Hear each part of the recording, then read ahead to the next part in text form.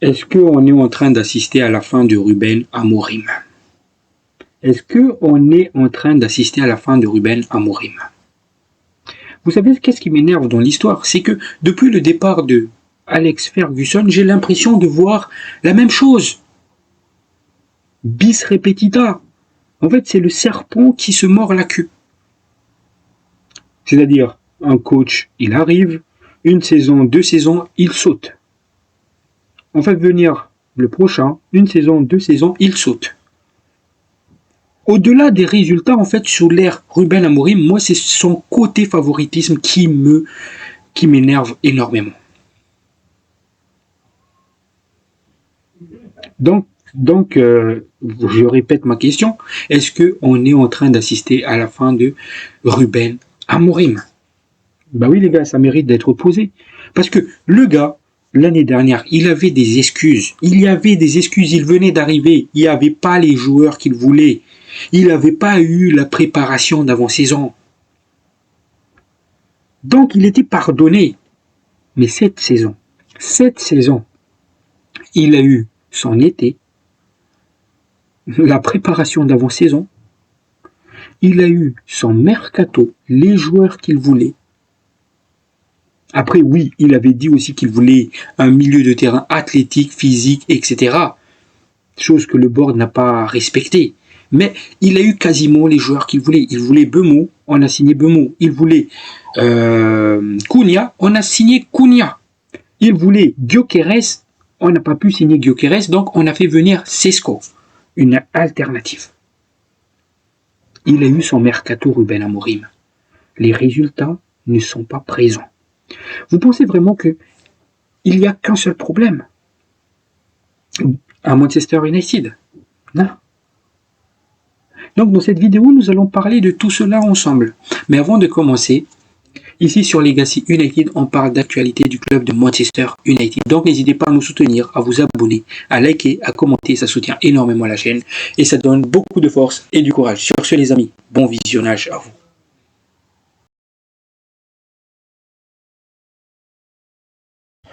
La famille, bonjour à vous. J'espère que tout va bien pour vous. Pour ce qui est de ma part, je vais bien. J'arrive toujours pas à digérer cette défaite. Au-delà du résultat, c'est la manière qui me plaît pas. Évidemment, les gars, les joueurs sont fautifs. Les joueurs, ils sont fautifs. Mais l'entraîneur, il n'a pas d'excuses. Je suis désolé de le dire. C'est ce que j'ai dit hier. L'entraîneur aussi, il est fautif. Donc, il y a certaines personnes, ils m'ont dit, oui, tu continues toujours à défendre Ruben Amorim. Les gars, je ne défends plus Ruben Amorim. Et je l'ai dit hier, que Ruben Amorim était fautif. J'ai souligné aussi un point justement important hier. J'ai dit quoi? C'est que le milieu de terrain que Ruben Amorim avait au Braga, au Sporting, c'était pas le même qu'il impose à Manchester United. Je parle là évidemment pas de joueurs, mais de profil de joueurs. Si on va revenir les gars sur cette équipe du Sporting de Ruben Amorim, son fameux du coup 3-4-3 avec le Sporting. On avait la défense à 3, on avait les deux pistons, mais on avait un double pivot, Oudjmond et Morita. C'est sur ce point-là que j'aimerais souligner. Il avait Morita et Oudjmond dans son double pivot. Deux profils complémentaires. Il y a une alchimie qui se crée entre ces deux joueurs-là. Deux joueurs avec une énorme abattage, que ce soit défensif, que ce soit offensif. Deux joueurs de ballon. C'était ça le double pivot qu'il avait. Et surtout un double pivot avec une grosse, très très grosse volume de jeu. Ça, c'est le point que j'ai dit hier, que j'ai souligné dans ma vidéo. Maintenant, on va prendre l'équipe de Manchester United. On avait un double pivot, soit Casemiro, Bruno Fernandes, soit Ugarte, Bruno Fernandes, soit Maïnou, Bruno Fernandes.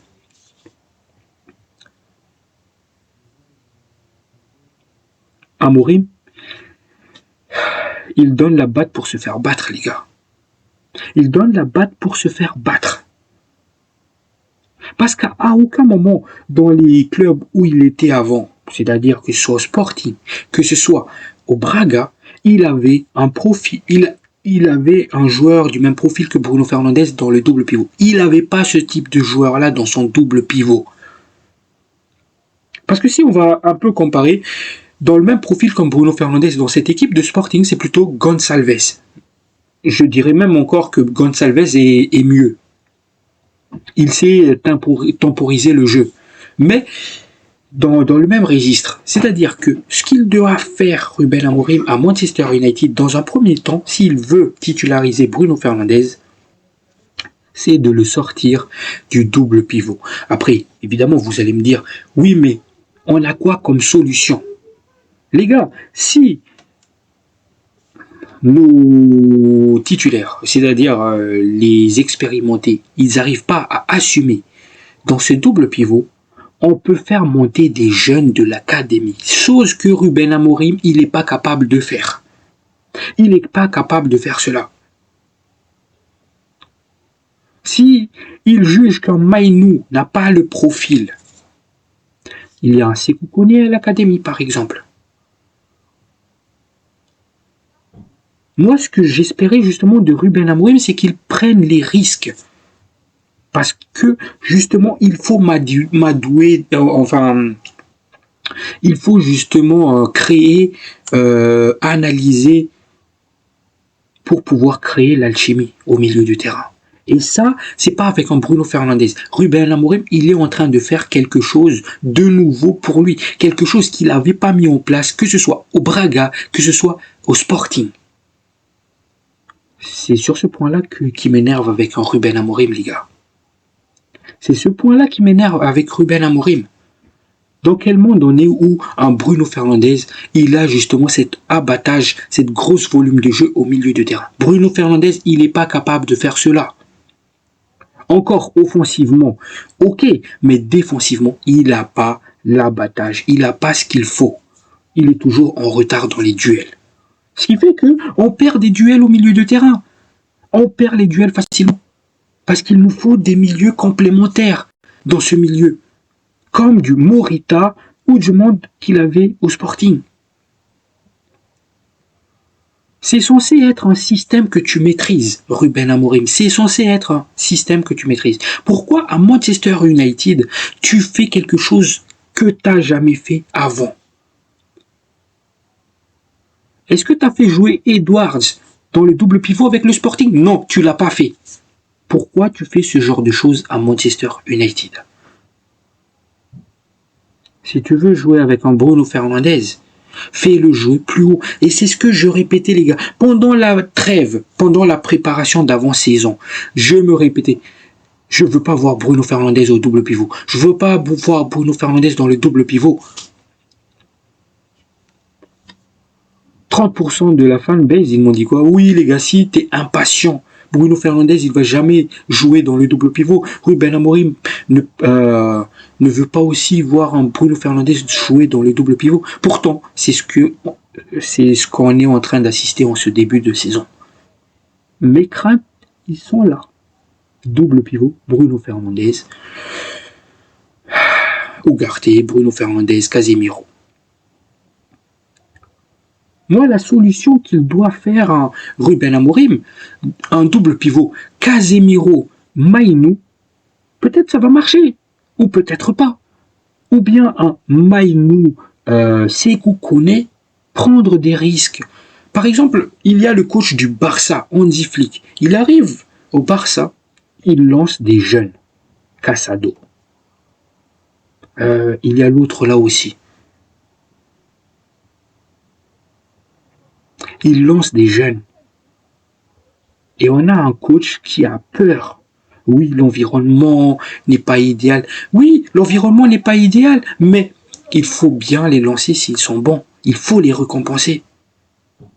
Et ça, c'est quelque chose que j'ai souligné dans une de mes vidéos, c'est qu'il n'y a pas une concurrence saine à Manchester United. Un joueur qui est bon, il ne va pas être récompensé. Par exemple, les gars, les 30 minutes où Mainou, ou 20 minutes où Mainou il a joué, je trouvais Mainou impressionnant par rapport à Ugarte, par rapport à Bruno Fernandes. Mainou, il a amené de l'agressivité. Donc, il lui manque quoi à Mainou? Rien. C'est juste que monsieur favorise Bruno Fernandes. Et c'est ça qui m'énerve, les gars. Donc voilà, je voulais revenir sur ce point-là. Et c'est pour cela, justement, que je rejoins le commentaire de Daouda Kate Diallo. Excuse-moi si je prononce mal, où il nous dit exactement que le problème, c'est Bruno. Il n'a pas sa place dans le double pivot. Soit il joue en tant que numéro 10, soit il reste sur le banc. Par ailleurs, Amorim doit donner la chance à Sékou Koné de jouer comme 6, car on a testé Kaz et Ugarte et ça n'a pas marché. Et je suis tout à fait d'accord avec cela. Et c'est là aussi que j'en veux à Ruben Amorim, c'est il fait pas monter les jeunes. Je suis désolé les gars. Moi, j'ai cette vision, un Mainou, Sékou Koné au milieu de terrain. Et quelque chose me dit que ça va marcher. Il va y avoir une alchimie entre les deux. Mais ça, Ruben Amorim, il va jamais avoir cette vision-là. Et c'est pour cela, les gars, que Ruben Amorim, c'est un tocard. Ruben Amorim, pour moi, il n'a pas ce qu'il faut. Parce qu'il n'est pas capable de prendre les bonnes décisions. Il n'a pas ce qu'il faut. Et moi, le côté favoritisme, ne pas faire monter les jeunes, pourtant faire monter des jeunes, c'est quand même l'ADN de Manchester United. Ça, encore si on avait une équipe qui marchait bien et qu'il décide de ne pas faire monter des jeunes, je peux comprendre. Mais on a une équipe où les jeunes, ils méritent de se battre pour gagner une place. Parce que personne ne mérite d'être titulaire dans cette équipe de Manchester United. Les jeunes, ils méritent une place. Au moins une chance de se battre pour prendre une place de titulaire indiscutable. Personne ne mérite d'être titulaire. Je suis désolé, personne.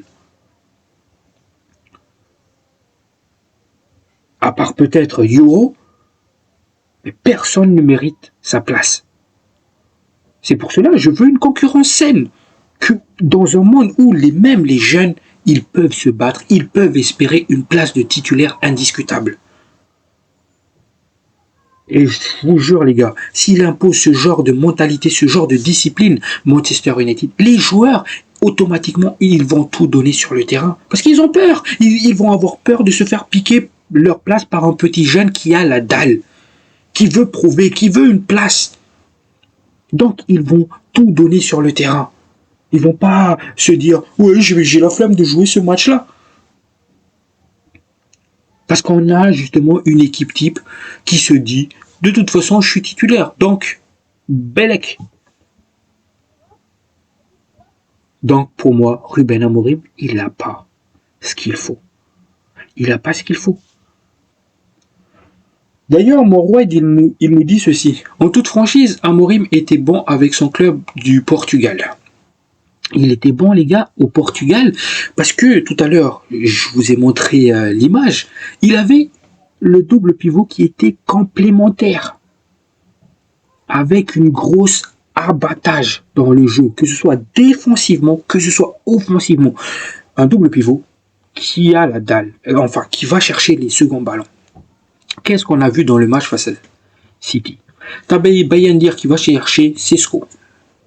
La tactique, ok, ça me plaît parce que Sesco, c'est un gars qui va justement gagner ces duels aériens-là, qui va faire les déviations. C'est ce qu'il a fait dans ce match-là. Il a bien joué en tant que pivot.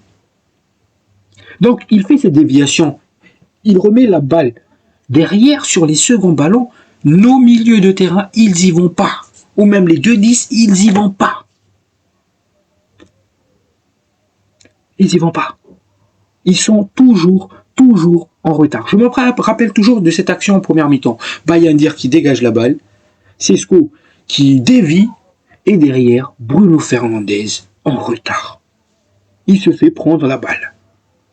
C'est sur ce second ballon-là que tu dois y aller. Quand tu as un mec qui va jouer en tant que pivot devant, un mec en plus qui est bon dans ce type de jeu-là, qui nous change dans ce Rasmus Højlund, tu dois y aller, tu dois gagner ce second ballon-là.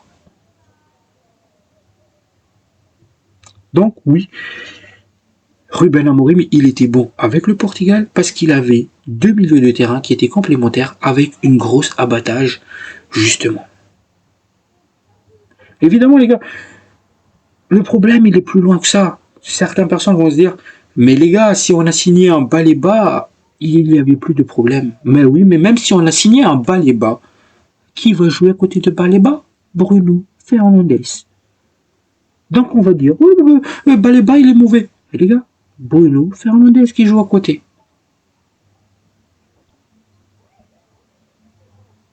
C'est pour ça que des fois je me dis, si on a signé Baleba cette année, l'année prochaine, en Wharton, un double pivot, Wharton Baleba, putain, ça m'aurait fait rêver.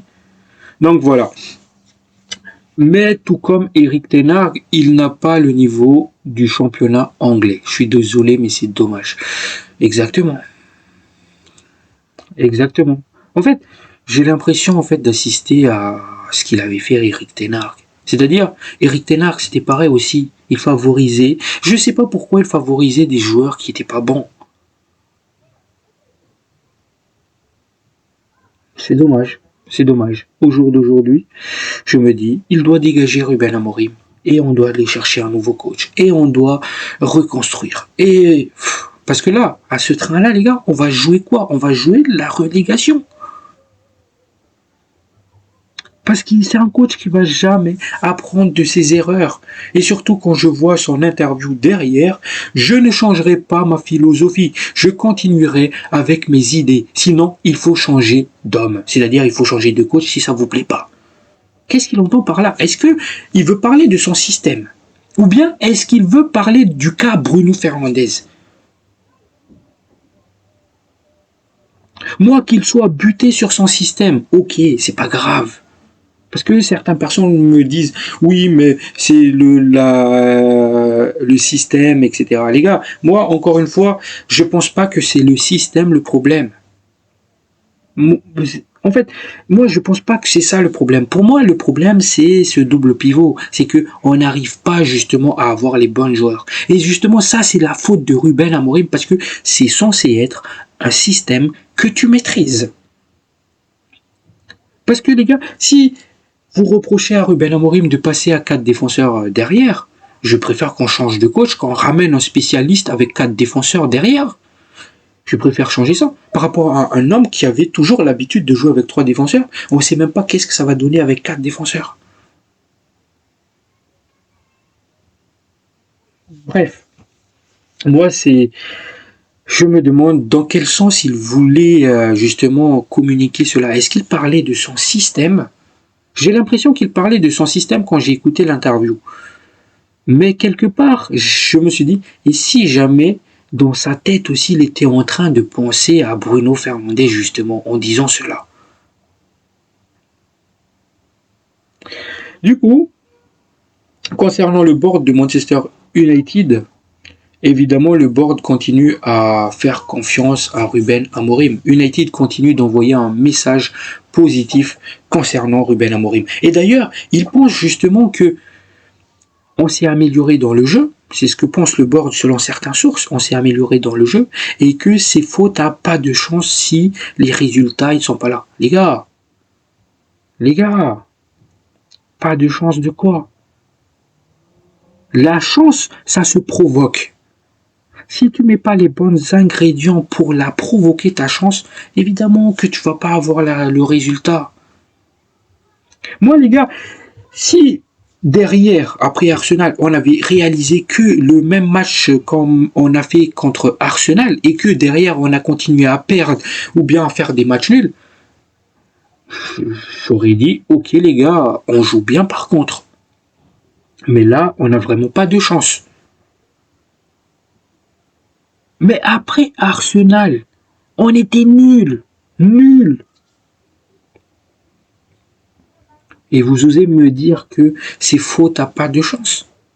Ça montre juste la limite de ce que Ruben Amorim peut faire.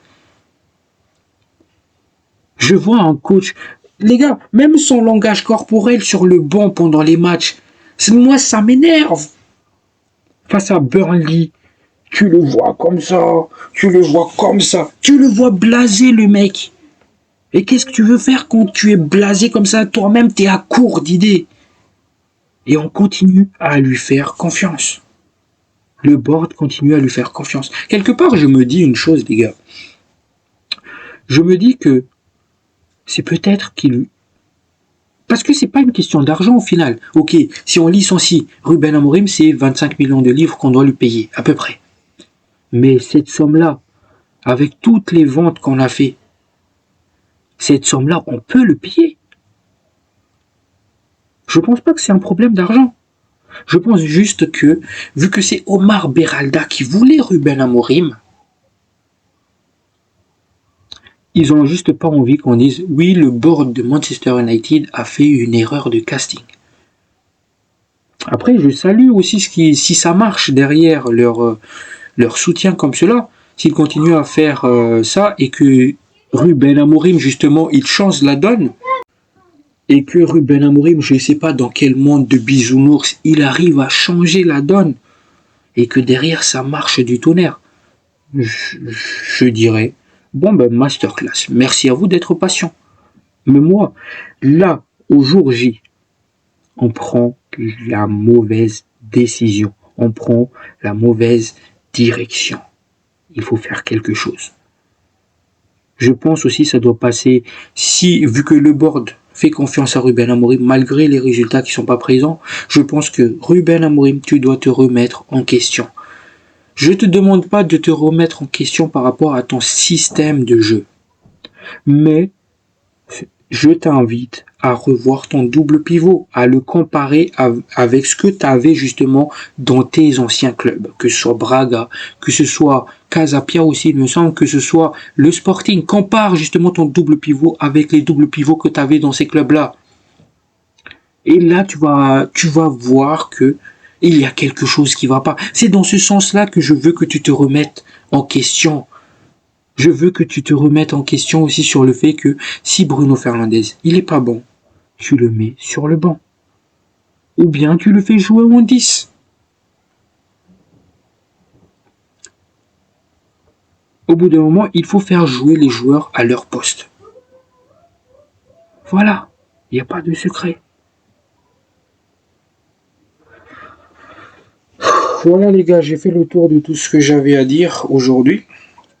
Donc, je vous dis à bientôt. Prenez soin de vous. La paix sur vous. Ciao, ciao.